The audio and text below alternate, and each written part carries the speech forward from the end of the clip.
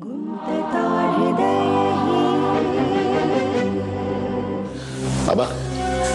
काय रे विक्रम? मी आणि नैना जरा बाहेर जाऊन येतोय. एसीपी घाडग्यांनी बोलवलंय. देवीबद्दल काही सांगितलं का त्यांनी? आणि आज जर सगळं व्यवस्थित झालं तर कदाचित आजच परत येईल ती. सगळं व्यवस्थित म्हणजे एसीपी घाटगे नेमकं काय म्हणाले? काही बोलले नाही ऍक्च्युली. कदाचित त्यासाठीच बोलवलं असेल. नीट जा रे बाबा, आणि मला फोन करून कळवा काय ते. आमचा जीव टांगणीला लागतो रे. हो, मी नक्की करतो फोन. आहे हां, येतो बाबा.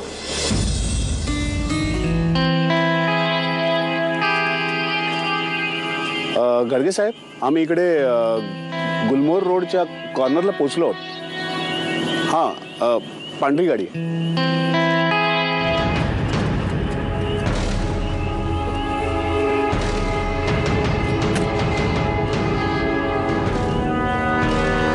गेले तासभर आम्ही इथंच आहोत. इथून पुढे लेफ्ट टर्नलाच तो बंगला आहे. माझी टीम तयार आहे.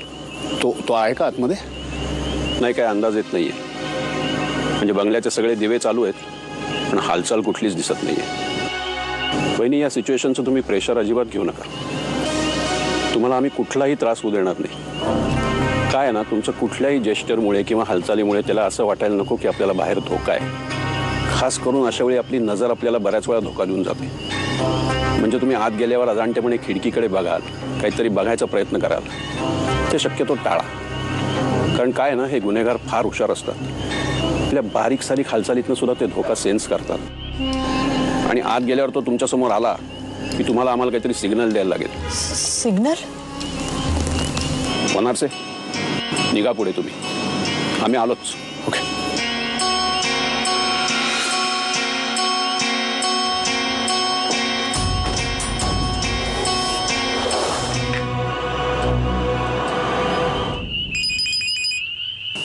हॅलो. आलास मित्रा? बायकोला घेऊन? हो, तू सांगितलेल्या बंगल्याबाहेरच होता मी. मग मी काय पंचारती घेऊन तुला ओवाळायला यावं अशी अपेक्षा आहे तुझी? आलायस ना बंगल्याबाहेर, मग घेऊन ये तिला आत. माझ्या राजा, स्त्री दाक्षिण्य नावाचा प्रकार नाहीये का तुझ्याकडे?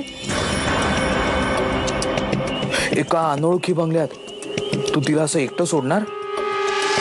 तिचा हात हातात घे आणि तिला आतमध्ये बेडरूम पर्यंत आणून सोड.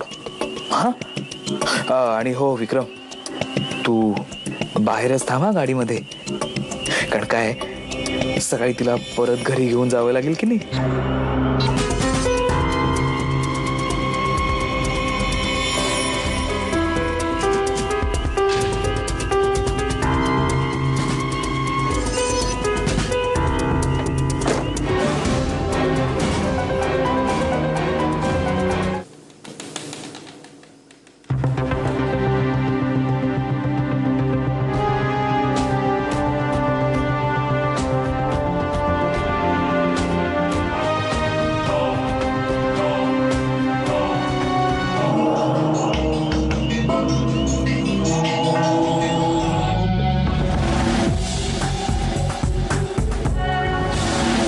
सर, या बरोबर 5 मिनिटं झाली आहेत.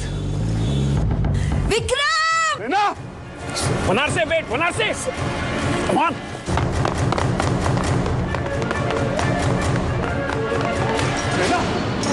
नैना, नैना, काय झालं? कुठे आहे तो?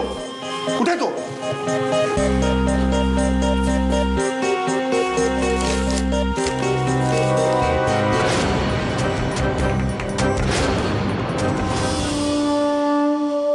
नैना,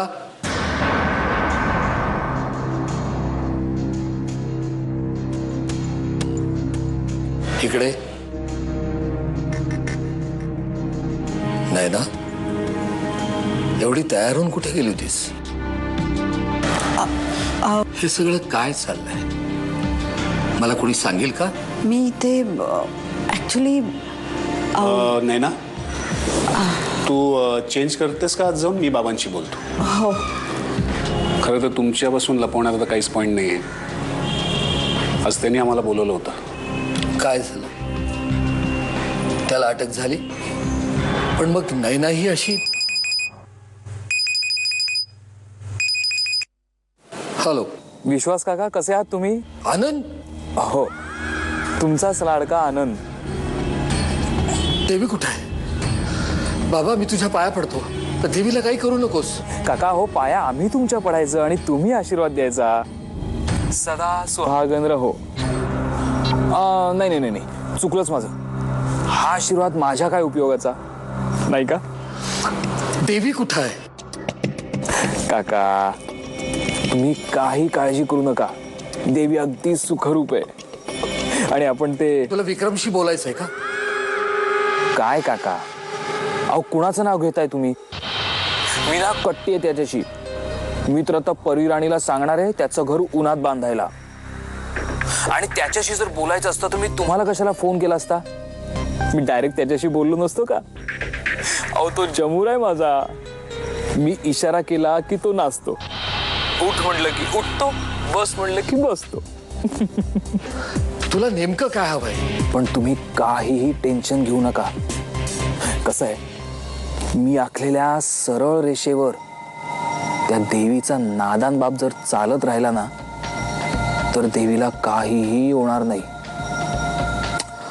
हा, पण आता जर त्याचा पायच वाकडा पडला तर मात्र मग प्लीज देवीला काही करू नकोस.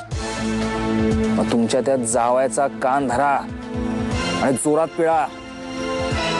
नैनाला भाऊ नाहीये ना, लग्नात तो सोपस्कार करायचा राहून गेला असेल. हा, गुड नाईट काका, स्वीट ड्रीम्स. पण गुंतता हृदय